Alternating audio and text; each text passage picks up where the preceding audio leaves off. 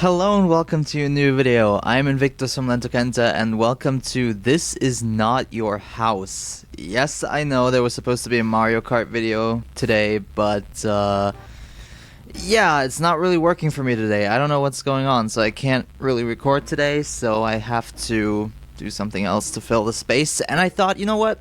Why not go with a fucking horror game to scare my butts off? Yeah, I don't really know anything about this. I just saw that one of my favorite YouTubers in the German YouTube scene made a video on it, and I only saw the title screen and I thought, fuck it, I'm not watching that video yet. I'm going to try it myself. So, yeah, it's kind of like a visual novel, choose your own adventure kind of thing from what I've seen. And, oh goodness, it has some interesting sound effects. Okay, settings. Okay, yeah, it's made in RenP, as you can probably tell if you're somewhat familiar with RenP.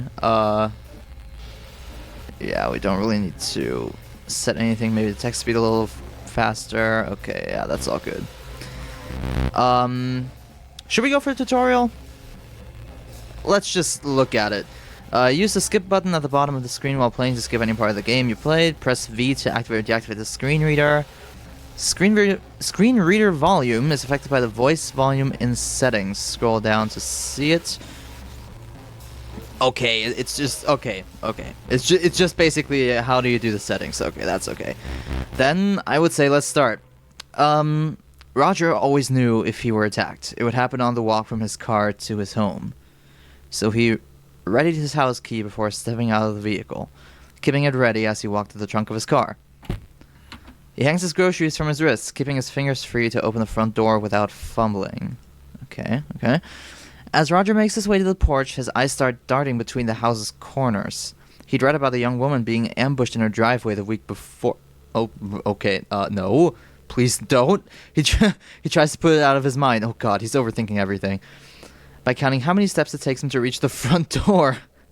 But he can't stop listening for the sound of someone rushing toward him. That reminds me of when I was a... We're off to a great start. That reminds me of when I was a kid.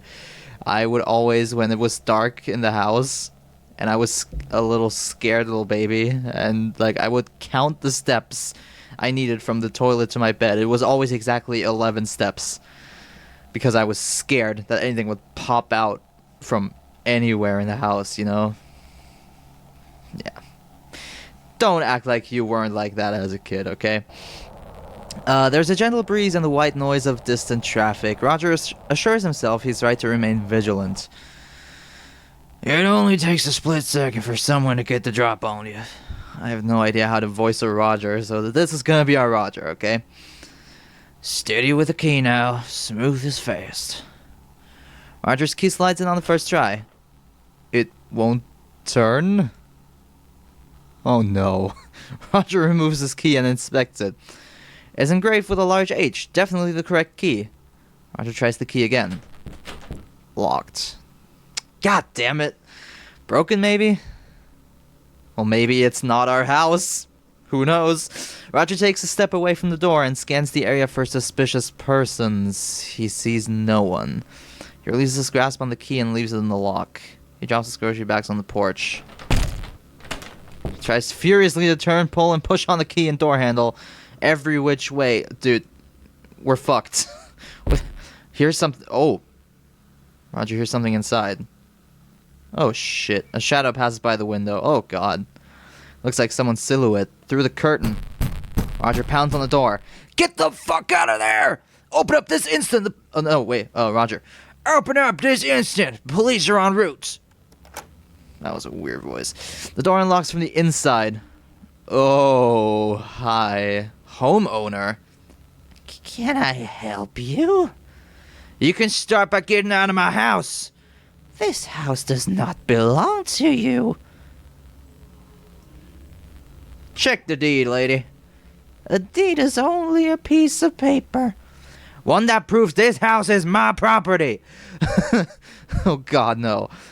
Personal property is a social construct. Oh, dude, it's one of those? Okay. Those who inhabit a space own it. Dude, I'm not gonna let her have the house, dude. I'm taking that shit. I, I have a rotisserie chicken cooling off out here. I'll be eating it in my dining room before it's room temp. The homeowner attempts to shut the door on Roger. Here's Johnny.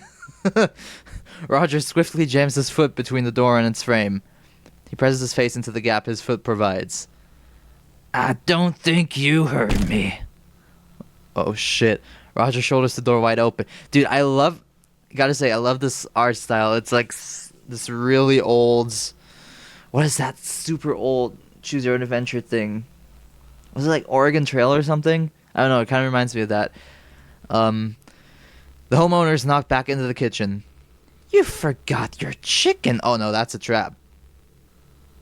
No, I'm not gonna get the chicken because once I get the chicken, she's gonna lock the door again. And I'm gonna fucking stand my ground. I'll get it when you're gone. Oh no. Be sure not to leave too often, Roger. I have a habit of roosting in untended spaces. What is untended? Once again, it's not my first language right here. Roger hears a car start up right outside. He looks out the window to see that was our car, was it? Fucking hell. The homeowner wakes in the driver's seat of his car and disappears down the road. Well, fuck you. It can't be! Roger whirls around. The homeowner's no longer in his kitchen. I mean, we got her out of there.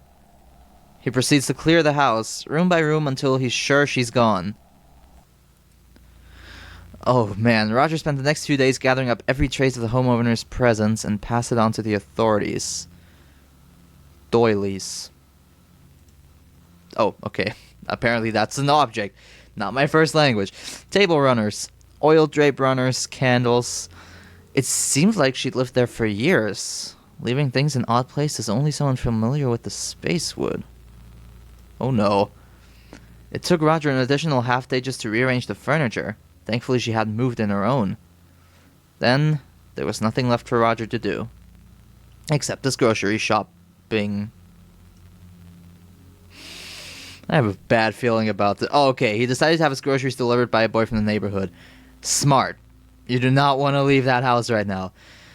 Yeah, he didn't want to leave the house alone. He started to feel silly about it after a few weeks passed, so he placed a call to the station following up on his vehicle's disappearance. The police explained they were unable to locate his missing car and had no leads. Shit. Roger brought a junker to handle his errands around town. He didn't notice the walk from his car to his house anymore. The only thing that worried him is whether or not he could turn his key when he got home. Mm-hmm. And when you're worrying about it, it can be always too late. A shadow passes by the window. End credits. Wait, what? That's it?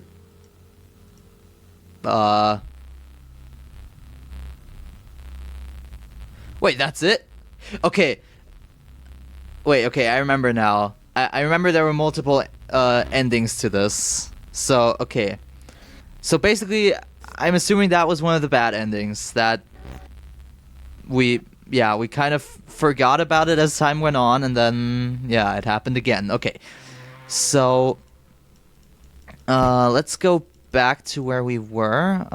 Wait, we can... Yeah, right, okay, so we went with Take Your House Back. We're going to do that again, but we're going to go with getting the chicken, which is a bad idea. But Roger turns around to collect his groceries. He sees... What? He sees someone analogous to the homeowner devouring his... Oh no. Oh, no. That, no. The homeowner clamps a hand over Roger's mouth and shoves the blade into his... Oh, fuck. Shit. Okay, we really should have gotten the chicken, but I want to get all the endings. The knife forces the air from Roger's... Oh, shit. shit. The vision narrows and blurs. Oh, dude, he tries to bite the homeowner and break free. Yeah, dude, no. It's not happening. You can taste the tang of her blood with an unexpected acidity? What? The homeowner gently lowers Roger to the floor. Roger tries to get up but grows weaker as blood pumps through his heart and out his back. The homeowner keeps him pinned to the floor, pressing down on his chest to strain his breathing. Roger grows tired and slips away into a calm and reassuring dark. The homeowner's analog grabs the grocery bags and carries them inside. It sets the bags on the floor and steals a glance at Roger. We have plenty to eat tonight. There may even be enough to store in the freezer. We'll need to dress and quarter it to see how much there is. Now close the door. I won't tolerate a draft. The homeowner's analog grabs the door and throws it shut. The goings-on of the house safeguarded from the eyes of prying neighbors by a door and some drapes. Okay.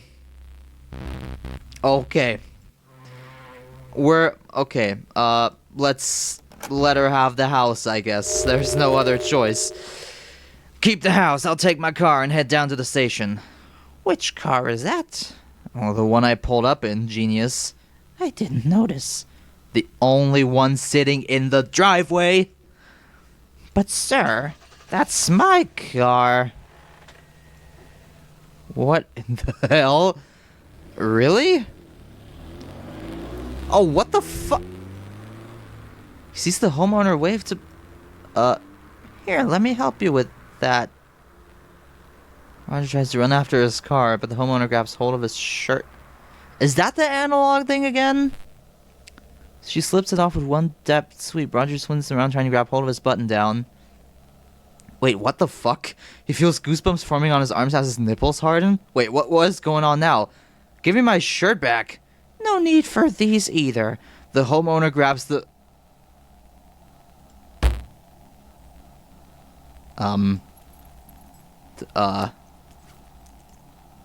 Roger lies dazed with his head pounding from the collision with the porch. You can hear the sounds of rustling fabric and crinkling plastic bags. Roger wraps his arms around his head and groans. Please, not my chicken. Wait, what? The homeowner gathers Roger's things, glides into the house, and slams the door shut. Roger pulls himself to his feet. What the fuck is going on? He cups his genitals in his hands and tries to keep warm. He shakes from the cold. Oh, that's where all the... Okay. So what do we do? We're locked out. Butts out, dicks out. And we don't trust whatever's going on in that house. Breaking down the door. We would be inside, but I don't think the person would necessarily like that. And I don't think that would turn out good for us. Waiting her out is probably the safest option, honestly. Seeking shelter would be good because it's fucking freezing, and I don't want my neighbors to see me like that. Finding help. I'm kind of torn between these two. Beep, beep. What would I do in this situation? I would go and find help fucking immediately. So I would probably... Let's go find help. Driven by the belief he cannot resolve the house theft on his own, Roger runs off to find help. Running down the road, he spots a police cruiser on patrol. Oh, shit. Roger begins wildly flailing his arms and calling out for the vehicle to stop. The cruiser comes to a halt, and an officer steps out from the passenger side. Roger sprints toward him, shouting, attempting to explain the situation. The officer enters a defensive stance and draws his weapon on Roger. Roger freezes in place, thrusting his hands into the air. I mean, yeah, what do you fucking expect when there's... Don't move! Hands! Let me see those hands! They're up, I'm cooperating. Suspect is uncooperative. What the fuck?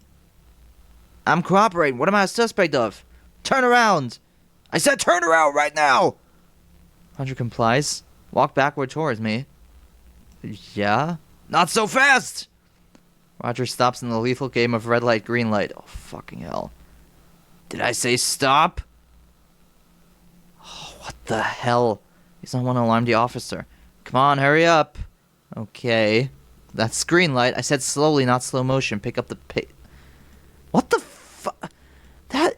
Oh my god, that... Fucking cops, that's it. Roger hears cuffs being ready behind him. He feels the cold metal press against his wrists. Well, fuck. Stupid-ass officer. Officer thrusts Roger against the hood of his car. Roger can feel the cuffs tightening further, cutting off circulation. The officer yanks Roger off the... He fails to anticipate the officer's movements. The officer pushes Roger into the back seat and slams the door. The officer quickly climbs into the front seat and jumps on the radio with dispatch. Roger's naked body wriggles against the leather in the back seat as he attempts to sit up. The officer brings his fist down on the car's dash. Keep it down back there! Oh, god damn it. A few tears stream. The tears make him feel ashamed, but he can't suppress how angry and helpless he feels. Please, someone has broken into my house. Look, we're passing by it right now. Just pull over. The old someone stole my house routine. Save it for the judge, junkie. Oh, fuck off! I'm not a junkie. I'm a senior citizen and I need help. You don't see many elderly junkies, huh? Oh my god, the fucking... The officers sit in total silence as they cruise toward the station. Roger sits back and tries not to exacerbate the situation further. So you're telling us that you went out shopping and returned home to find your locks were changed? That's right. Then I started pounding on the door and some strange woman answered. Strange? How? What do you mean? She stole my house. Right, but what is it that made her strange to you? How calm she was about it all, acting like I was a perfect stranger and she belonged there. The officers glance at one another. So you found your locks changed and the strangely calm and comfortable woman at the door. Yes, but she was in my car as well. So she left your house? No, she was in the... God, that doesn't really help our case at all. Now they're really gonna think I'm a fucking junkie. So I'm driving away in my car at the same time. A pair of twins, maybe? They were her! In the car and in the house, all at once. So what happened to your clothes? She took them! Right there on the porch. When I turned to see the car taken off, she slipped my shirt off. Without you even asking? The officers snicker as they... Fucking asshole. It's not funny, I was assaulted. Sir, if a woman came up to me with a smile and asked for my clothes, I wouldn't report her. She knocked me down and ripped off my pants. Alright, sir, how much have you had to drink this evening? Not a drop. So you're telling me you tried to get into someone else's house in a confused state, thought you saw two of the same person, and wandered the streets naked, but you haven't had anything to drink? That's not what I said. That isn't how it happened. You've already given your statement. All I need to know is how much you were drinking. Oh, fucking hell. They're not gonna believe a word I say anyway, no matter if I'm sober or I'm drunk. I'm gonna fucking be honest with them. I'm gonna tell them I was not drinking. It's true what I said, every word of it. Put a note that the subject is not cooperating, and we haven't been able to positively identify him. My name is Roger Cormack. I've already told you that. Sir, you'll be transferred to a new facility in the morning. You can explain the situation to them. What kind of facility? The kind that has the resources necessary to help someone like you. Yep, we're going in the psych ward, ladies and gentlemen. Oh, God. Oh, dear God. Roger spent the remainder of his life being shuttled between state mental institutions? Yet none were able to properly identify what ailed him because it fucking happened. Without a diagnosis and treatment plan in place, they were unable to release him. He raved about the woman who stole his house and his car. The staff learned to tune out his ravings as they did with all the other patients, content to consider his ramblings those of a madman. Unspecific nonsense that you can hear pressing your ear to any patient's cell door. Oh my God, we got the psych ward ending? Are you kidding me? Oh. I mean, okay. How the fuck is an officer supposed to believe that that really fucking happened? Okay. Okay, we're gonna let her have the house. Okay, so we were looking for help. What happens if we confess or tell the cops that we were drunk? Let's see. Confess to drunkenness. Roger hangs his head in his hands. You're right, officer. I've had a few too many tonight. I don't know what I'm saying. It's alright, old-timer. Just be glad it's not dementia. I'm very grateful. Well, you can spend the night in the drunk tank, and we'll release you in the morning. Thank you, officers. Okay, Roger spent the last few hours of the evening resting on his cell bench. It was rigid and uncomfortable, but Roger learned to deal with discomfort in the service. True to his word, the officer released Roger first thing in the morning. Roger received a pair of sweatpants from the Lost and Found to replace his jumpsuit. He had no phone or wallet and no idea what direction his house was in. He'd never been downtown and didn't know how to find his way out. Since when is he living there? That's what I'm wondering. He focused on finding shelter and food. He spent each day meeting his fundamental needs. Most passerbys refused to look at him. The rest were too frightened by his appearance to speak with... Oh, wait, so we got the homeless ending now? Jesus Christ! Everyone kept a safe distance from him. He faded into the crowds and entirely out of memory. Oh, god damn it! Okay, so finding help is never a good idea. You'll either end up spending your life in the mental hospital, or you'll end up homeless. So always deal with everything on your own. That's not good advice. Oh god, okay. Let's have her have the house. And, okay, which one out of these should we do next? Should we just... Fuck it. Let's break down the door. Let's be really stupid about this. Roger is a strong man, but not strong enough to break a door down with his bare feet. So instead, he takes a swing at the door's window. He feels something warm and slippery pour down his arm as he fumbles with his deadbolt. He manages to get a grip on the lock and slide it open. Roger opens the door and shuffles inside. He hears heavy footsteps from the floor above. The steps indicate the homeowner is headed for the stairs. Shit. Had she found his shotgun? Roger only had a moment to act. I'm taking care of that on my own. Roger darts to the knife block in the kitchen, a mere 15 feet away. He yanks out the butcher's knife and wheels around headed for the stairs. A yellow flash and flecks of cinder. Roger oh. Okay. That was the shotgun. And now the homeowner calls the police. What is left of the body is labeled a John Doe. It is cremated by the town according to protocol. The local paper released a story about the incident, labeling Roger an unidentified drifter and the homeowner as a neighborhood hero. Some locals caught the story and recognized Roger from the area. A correction was printed, but it portrayed Roger as an unstable addict to account for his state of undress and violent behavior.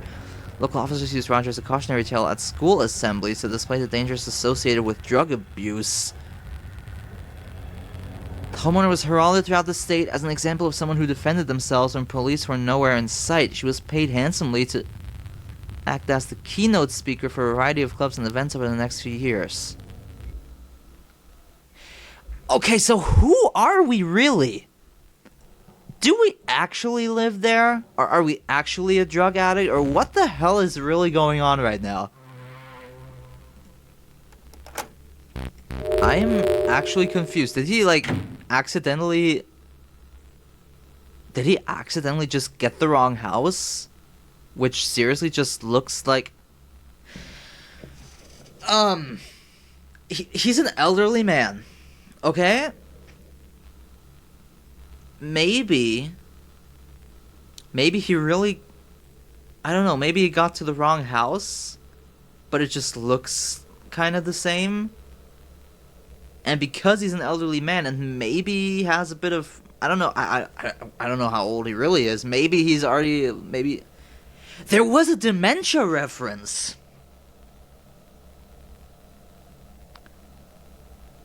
Okay, maybe he actually has dementia, And maybe he actually got to the wrong house, and then he really thinks that it's his house.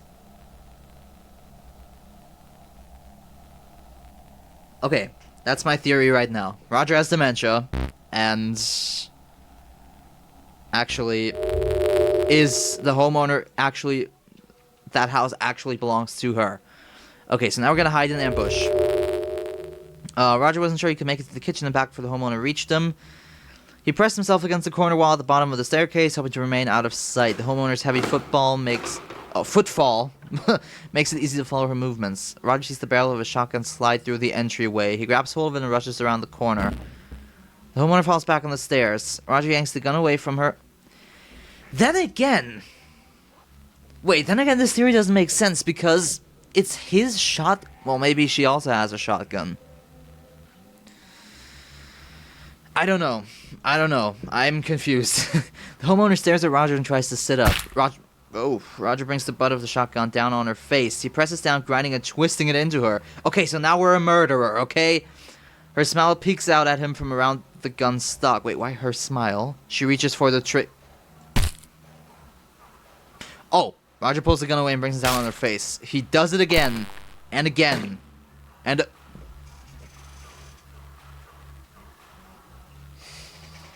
I am not affiliated with the actions of Roger. Oh, goodness. Relentlessly fragmenting and distorting her features into a puddle. I'm glad we have this art style, otherwise I'm not sure if I could post this. He was satisfied when he could no longer see her eyes. Well, I can see an eye. You fucked up. The police arrived shortly after. A neighbor called 20 minutes earlier due to the sound of breaking glass. Roger's defense team could not adequately explain the circumstances, leading to him viciously beating an unarmed woman to death in his home. A woman police were never able to identify due to excessive facial and dental trauma, missing fingerprints, and a lack of documentation. The jury found Roger Cormack guilty of first-degree homicide. Well, perfect. The prosecution convinced jurors that Roger had kidnapped the woman and killed her when she attempted to escape his home. Roger now inhabits a cell on death row awaiting lethal injection. Well, goddammit! Okay. Let her have the house. We broke down the door, we found help. I'm gonna save waiting her out for the end because I feel like that is where we get the good ending, but we're gonna go seek shelter now. With no immediate means of retaking his house, Roger thinks it best to find somewhere to rest. He takes off into the woods in search of shelter from the elements. Roger finds a grove just before dark. At its center stands an immense hollow tree. Not a great thing to see in a horror game. Roger crawls inside and huddles against its bark for warmth. It protects him from the biting wind outside. As he settles into a comfortable position, his breathing slows and he drifts off to sleep. He wakes the next morning to terrible hunger pangs. Okay, makes sense. He crawls out of the tree and onto the dewy forest floor. He scrounges around looking for food. He happens upon a large growth of mushrooms. Oh.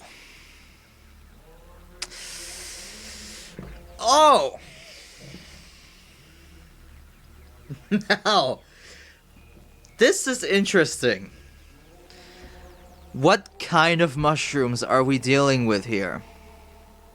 Because no matter what the scenario is, I can see something that goes wrong.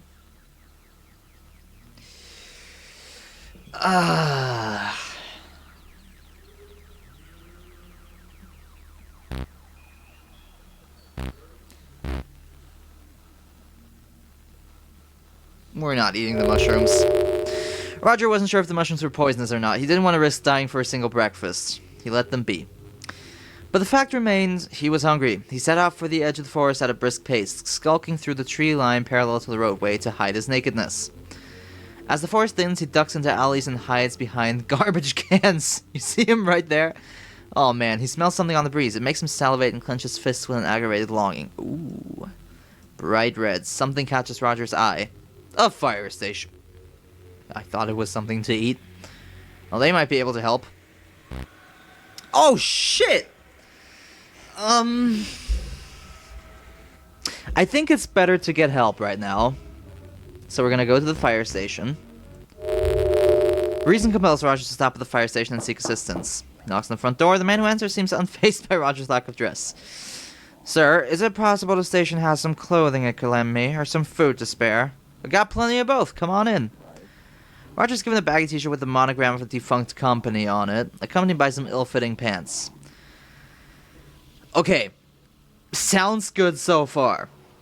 Okay. He relaxes knowing he will not be charged with indecent exposure.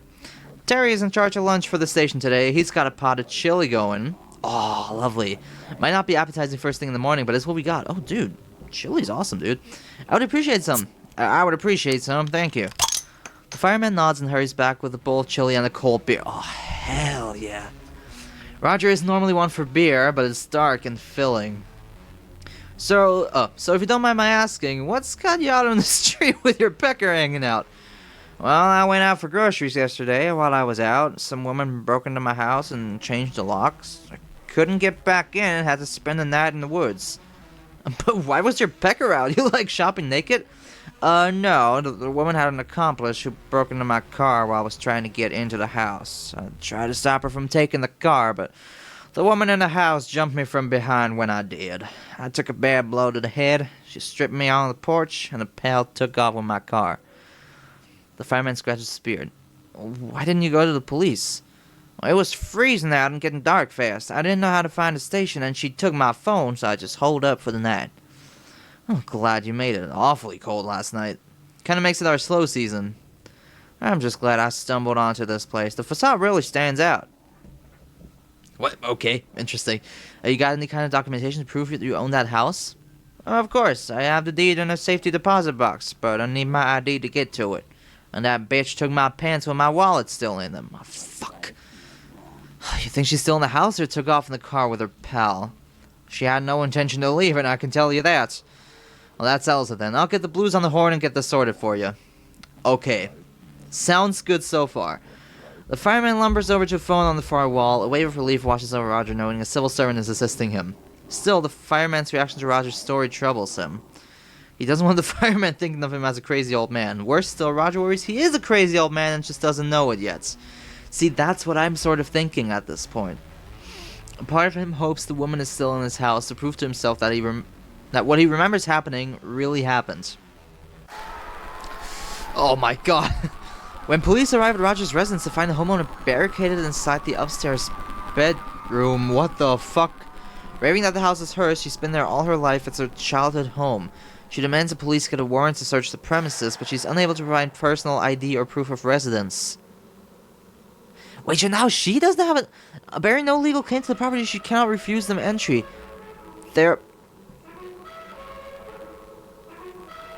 It's interesting soundtrack in the background. They're unable to locate Roger's wallet, believing the homeowner has destroyed it. Roger's social security card and birth certificate are recovered from the premises, which he uses to acquire the deed from his safety deposit box. With the proper paperwork secured and presented to the authorities, Roger is permitted entry to his home. The homeowner is taken into police custody. Oh, God. That scared the shit out of me. Roger spent the next several years checking in on the homeowner as she was transferred between a variety of state mental institutions. He eventually lost track of her in the system. He nearly forgot about her altogether until his car was recovered. It was unearthed at the site in Nevada where BlackRock was breaking ground on the construction of a new housing complex. Roger put the car out of his mind. He didn't allow himself to worry about the homeowner. He kept the shotgun at his bedside and slept easy. Dude! We got the good ending! Hell yeah! Okay. Question is, should we do the rest of the endings? Should we eat the mushroom?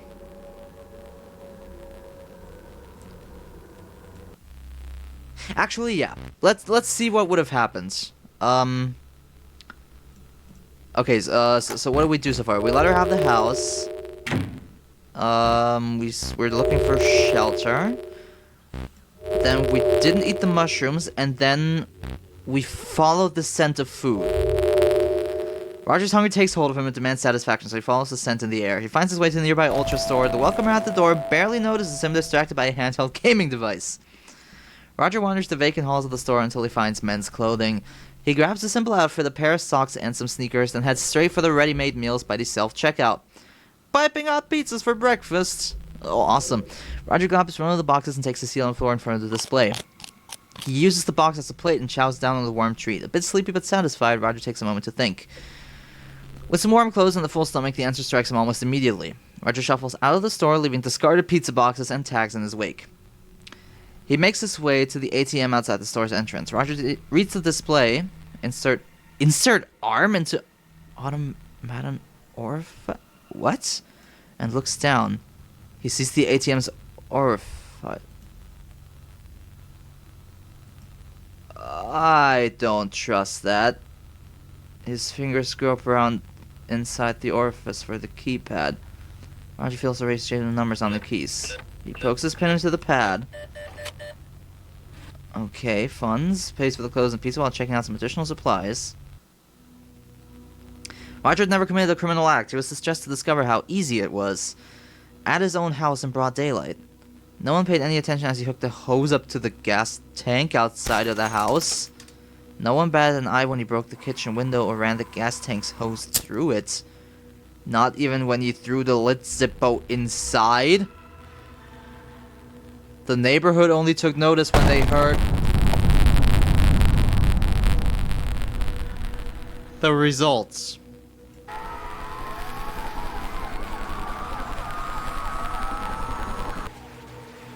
They declared the fire a natural accident caused by a gas leak. Wait, Roger was able to claim the full amount of his insurance policy and use the money to buy a home closer to his grandchildren? Wait! What?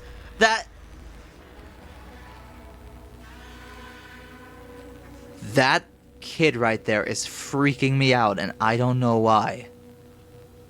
And what? I thought we already had the best ending, that we just got our house back, but we collected all the money and bought a better house closer to our grandchildren. That's even better. What the fuck? Okay. Well then, let's eat the mushrooms. There we go. Let's eat the mushrooms. Roger consumes the mushrooms with a desperate ferocity. They have a bitter taste, but Roger's hunger allows him to chew through it. As his belly fills with the mushrooms, he starts to feel ill. His head begins to spin. His manner of thought shifts and becomes fluid. Roger sees the world around him as a...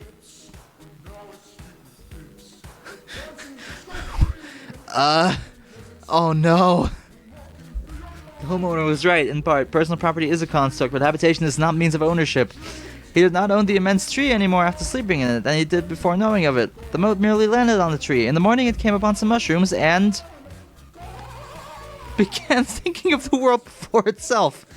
It surrendered itself to the soil, to the cool damp, to the network, forsaking hunger, forsaking words. Words like Roger and returning home.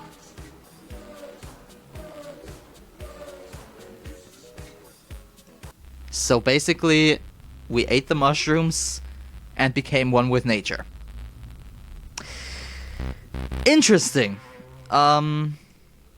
Wait, yeah, we did everything in this path, right? I think. Wait. Yeah. Okay.